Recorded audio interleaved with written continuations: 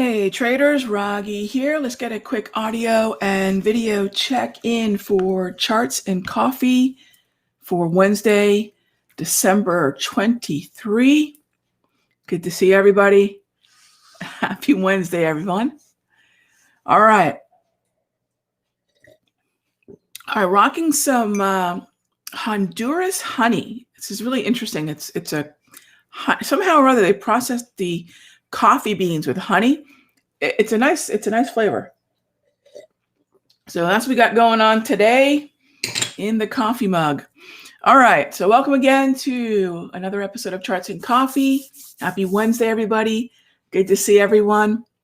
Okay, let's take a look at what we've got going on today. Now, just yesterday, I was doing a scan with, doing the ETF sector scan and looking at which ETFs are currently in the kind of mode that I would want to prioritize potential buys for. Now, one of the things that I like to do is just look at, let me see if I can bring this up here. Okay, let's see. One of the things I like to do is take a look at a number of sectors and their rate of change. Rate of change is what? Their trend. That's it. What kind of direction are individual sectors trending in, say over the last 6 months, last 3 months, even the last month. And some of the rate of change when you compare, say, utilities to tech, or compare energies to staples, right? Not that we're pitting them against each other, but you just look at certain sectors that have been moving higher throughout much of the year, and then sectors that are now accelerating as we go into the end of the year. And so when people ask me, where is the market favoring rotation? Where is the market favoring, say, some window dressing, right? For those of you that are unfamiliar with the way in which the market might prefer one sector to another, then of course the stocks within that sector as well. You can look at the trend and compare them. What's zigging and what's zagging? That's another way to look at it. So if I take a look at the way in which right now my expectation of the year end and what's going to surge, a lot of what I've got my eye on at the moment would be things like, maybe not discretionary, although I am quite bullish in the XLY and a number of stocks in the XLY.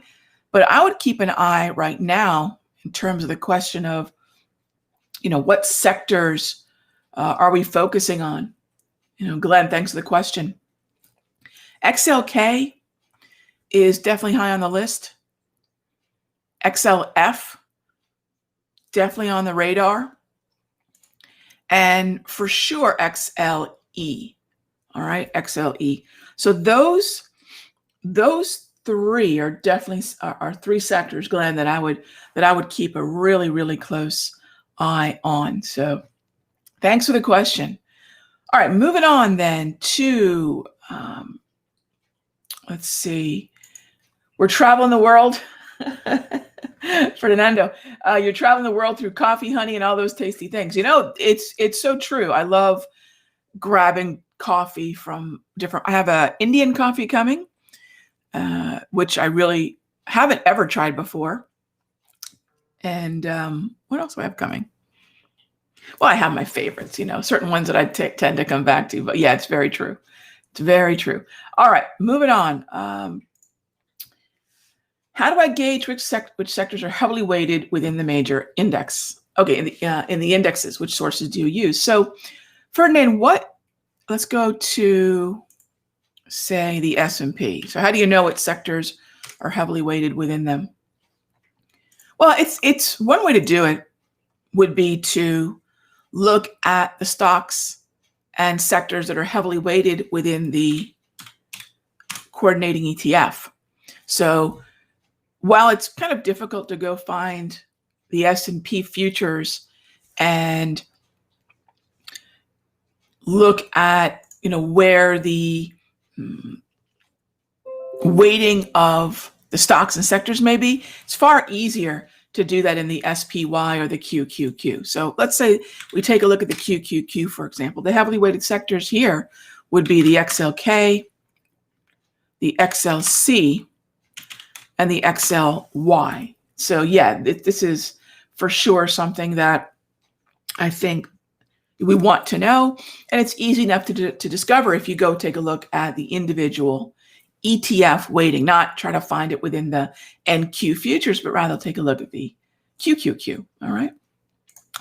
Hey there, Alex. Hey, do you recommend playing the tide or the boats into the end of the year? All right. So for those of you that may not be familiar with a little bit of Ragheeism of tide and boats. All right. So this is the way that works. And equally important, Alex says, Vienna Peaberry. I love Peaberry coffee.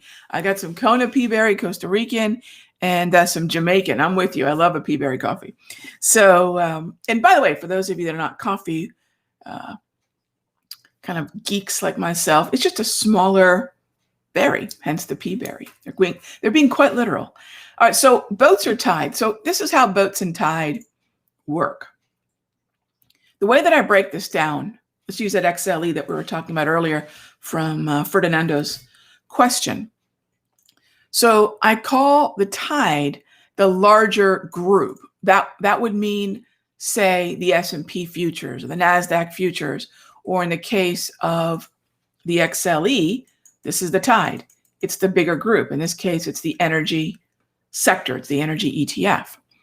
Then in order of weighting, what I do is I list the stocks and you know, I think by the time you typically get to about the sixth stock, maybe seventh, you're usually looking at a pretty high percentage in a high concentration weighted ETF. You're probably going to see the top handful of stocks make up the weighting of, and a much heavier weighting of the remainder of the ETF. But because it fits, and I like to take a look at more than just say the top 4, 5, 6 stocks, it fits really nicely to have 11 stocks, which takes you well into more moderately weighted stocks within a high concentration weighted ETF. Now, what does that mean? Gang, most ETFs and the indices too, sans the Russell, have very few number of stocks dictate the overall direction of the ETF. By the way, the market does that too. What is the market? The market is Facebook and Apple, Amazon, Microsoft, Alphabet, and Tesla. I mean, really, if you take a look like a pie chart of the markets, you'll notice you have about 6 or 7 markets, 6 or 7 stocks that are pretty much, because of their high concentration weighting in the NASDAQ, in the S&P, and in the Dow, pretty much dictating where the rest of the market is going. High concentration weighting is great for traders. It is great for investors in uptrends if they're heavily weighted in those names and in the ETFs that have those names. But overall, if the markets roll over, if and when we do see a significant correction where the Federal Reserve doesn't step in and the Treasury doesn't step in to actually, quite frankly, stop a very natural, healthy cycle. You know, I live in Florida, South Florida, and part of what has to be done, management down in, say, the Everglades, you have to have controlled burns.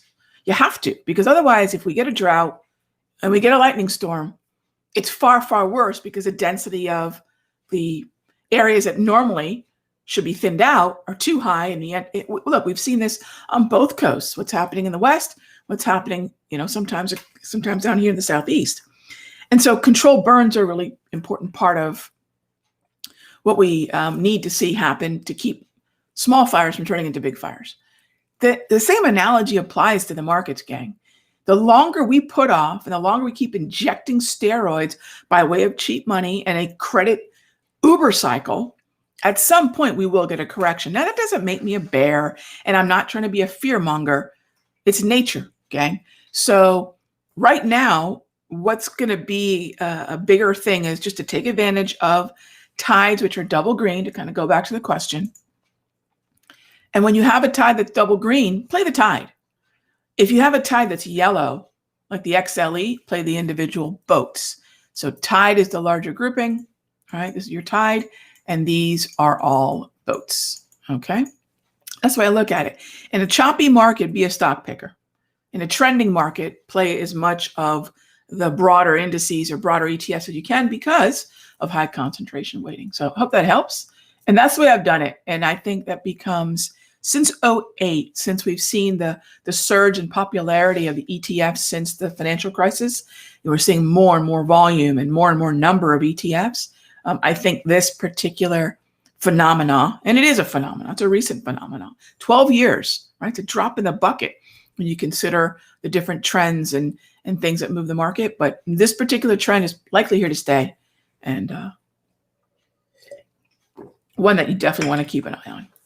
All right, and so yeah, for a big part of what I do is I'll look at different double green markets. That's a constant scan, by the way, gang. It wasn't but about a week ago, XLE was double green. It's still buyable, but the degree to which it's sold off, which I have to say is pretty dramatic, as you can see here. But the degree to which it's sold off has put it back into a little bit of chop, but with bullish bias. All right, how do I define green wave label versus red? Oh, what's the definition? Sure. Terrific question. Thanks, Jan. All right, so what makes the labels do what they do? The moving averages. So let me see here. Let me grab a notepad. The 4 important moving averages. All right, for me, the 4 really most important EMAs, exponential moving averages, are the 8, 13, 21, and 34 period exponential moving averages. Let me make this a little bit bigger for everyone to see. Okay, those are the 4 most important EMAs to me, with special emphasis on 34. So I separate that. You'll notice the label is 2 different measurements. You'll have this one here, all right, 8, 13, 21, and the second one, which is the wave. That's the 34. So this one is the wave label, because that's what I call the 334 EMAs that are on every single one of my charts. 1, 2, 3, 34 EMA on the high, on the close, on the low. All right. Okay, so with that being said, how do I define green versus red? It's the structure of these moving averages in relation to each other. So if I have bullish structure in the 8, 13, 21, 8, 13, and 21 are moving in a particular way, moving higher. In a red, 8, 13, 21 are moving in a specific way, moving lower. 34 then becomes a measurement of this moving average and its relation to those 3. So it's really the structure, the relationship of those moving averages to one another that paint the label a certain color. That's it. Yeah, that's it. So it's those moving averages, those specific exponential moving average, 8, 13, and 21 period, and the 34 period. Okay, so that's how we do it. That's how we do it. All right, so let's see here. Next question is, Janet, I don't play minors as a general rule. I'm not a fan. I don't mind to play gold when gold has good clarity, but as a general rule, I will not really play the minors, and I'll want to play them even less, quite frankly, when I don't have a good read on gold. So you look at GC or GLD. You look at then GDX, GDXJ, NUGT. There's a number of minors. But no, if I'm not interested in gold, I'm even less interested in minors. And as a general rule, I don't play minors. I think the idea that let's just not limit this to minors. Let's also discuss the relationship of crude with oil exploration, XOP, oil services, OIH, the energy, ETF, XLE. The idea that those are always going to trend with crude isn't necessarily true any more than gold and miners will trend with one another. So they've got the stocks and the commodities, of course, have a certain relationship, but they're not in as lockstep as history tells us. They may be. I mean, conceptually, it makes sense that they would be, but they typically aren't when you really get down to trading them. So I typically avoid them. Now, XLE, I don't mind to trade, not because I'm bullish in crude, although it helps, but I'm bullish in XLE, I'm bullish in OIH, I'm bullish in even XOP, because their structure is telling me I should be, not because I am looking to get long again as I was through most of summer in crude. So don't use the correlation too heavily. Keep it in the back of your mind, but don't rely on it too heavily when trading miners for gold or even exploration and the energy sectors for crude. All right, next up is, let's see. Just bear with me here. I'm going to get down to, yes, going back to those exponential moving averages, fib numbers, absolutely, absolutely.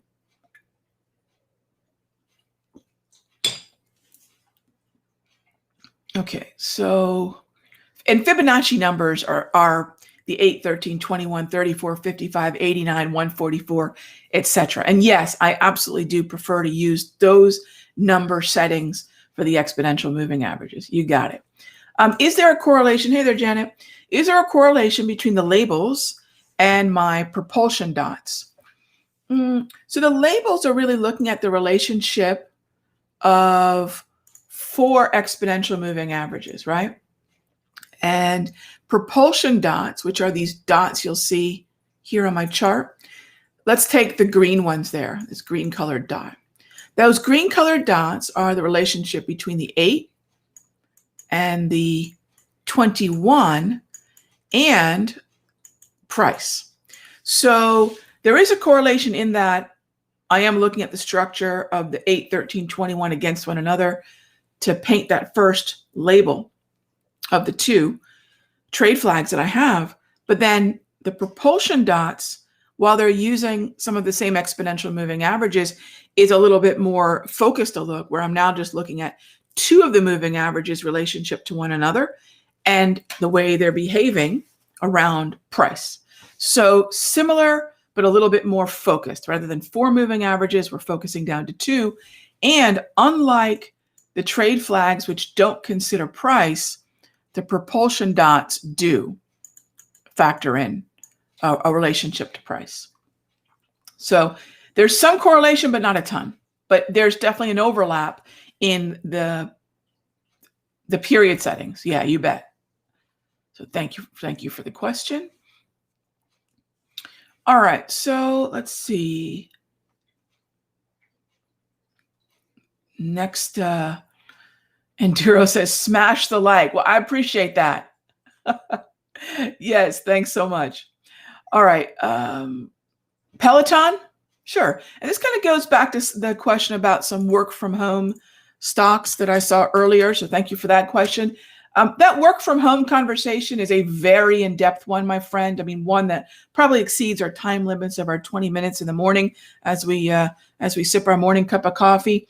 By the way, for discussions like that, Peloton, of course, would be one piece of that. That's a lot of what I do in some of the other things that I do at Simple, like my Sector Secrets Mastery. I mean, that's a much more in-depth discussion. And actually, right now, it's a pretty volatile one, too. As we see, let's talk about Peloton and also that question from Rishi earlier about work from home, the work from home WFH basket. It's going to be pretty volatile. It's going to be one that's going to be very sensitive to renewed lockdowns, renewed travel concerns and travel bans, and surges in COVID and things like that. So I think that's a pretty twitchy narrative. Peloton continues to move higher.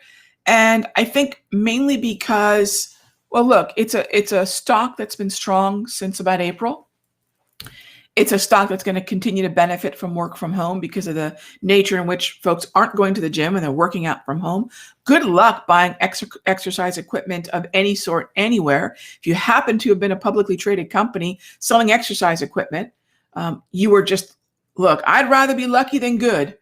I'd say Peloton's a lot more of the former than the latter, but I'll take any mixture of both.